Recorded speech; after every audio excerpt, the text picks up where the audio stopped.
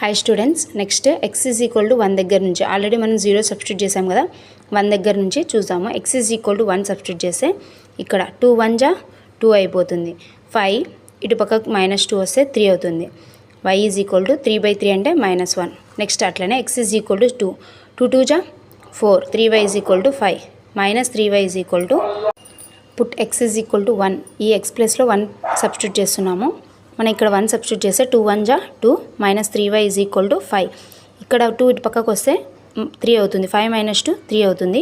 ఇక్కడ -3 y అనేది -1 అయిపోతుంది. నెక్స్ట్ అట్లనే మనం ఏం చేయాలంటే 2 సబ్స్టిట్యూట్ చేయాలి. 2 2 జా 4 4 -3y is equal to 5 -3y is equal to 5 - 4 అప్పుడు ఏమవుతుంది 3y ఈజ్ ఈక్వల్ టు 1 అవుతుంది. y is equal to -1/3. Same అట్లనే ఇక్కడ కూడా ఏమవుతుందంటే 2 3 జా 6 అవుతుందా 6 - 5 1 అవుతుంది. ఇక్కడ -1 అయింది, ఇక్కడ +1 అయింది. మనం సబ్స్టిట్యూట్ చేసే రెండు ఆన్సర్లు ఒకటే, కానీ -0.3 0.3 దాన్ని గ్రాఫ్లో ఇక్కడ x is equal to 0 substitute చేసినప్పుడు 1 సబ్స్టిట్యూట్ చేసినప్పుడు 2 సబ్స్టిట్యూట్ చేసినప్పుడు 3 సబ్స్టిట్యూట్ చేసినప్పుడు మనకు వాల్యూస్ వచ్చాయి. -1.8 -1 -0.3 0.3 ఇవి మనం ఇక్కడ గ్రాఫ్లో సబ్స్టిట్యూట్ చేసి స్కేల్ రాసిన తర్వాత మనకు వాల్యూస్ వచ్చిన దాన్ని బట్టి మనం స్కేల్ రాసి దాంట్లో సబ్స్టిట్యూట్ చేసి మనము గ్రాఫ్ అనేది వేయాలి ప్యారలల్గా. నెక్స్ట్ సెకండ్ ఈక్వేషన్ మనకు క్వశ్చన్లో ఏమి ఇచ్చారు 4x - 6y is equal to 15. ఇది second equation. 4x - 6y is equal to 15. First ఏం చేస్తున్నాను x is equal to 0 substitute చేస్తున్నాను.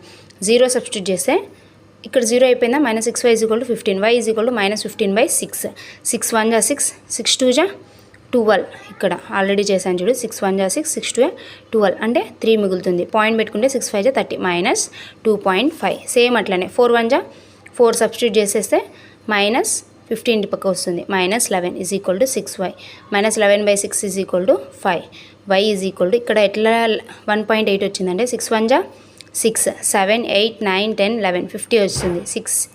6 8 జా 8 6 48 వస్తుంది కదా. అట్లా మనకి 1.8. ఇది మైనస్ ఎందుకు వస్తుందంటే ఆల్రెడీ మైనస్ ఉన్నందుకు.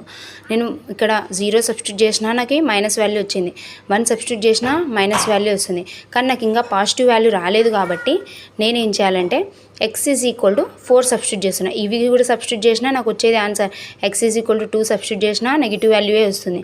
అందుకని నేను డైరెక్ట్ ఏం తీసుకున్నాను x is equal to positive value 4 అనేది తీసుకున్నాను అనుకో, పాజిటివ్ వాల్యూ వస్తుందేమో అని చూస్తున్నాను. 4 4 జా 16 ఇటు పక్కకు వస్తే మైనస్ అవుతుంది. 16 - 15 1 1 is equal to 6y 1/6 is equal to y 6 is equal to 1.1. ఇక్కడేమో పాజిటివ్ వాల్యూ వచ్చింది. దీన్ని గ్రాఫ్లో ఎలా వేయాలి x వాల్యూస్ని y వాల్యూస్ని అనేది ఇప్పుడు చూసాము.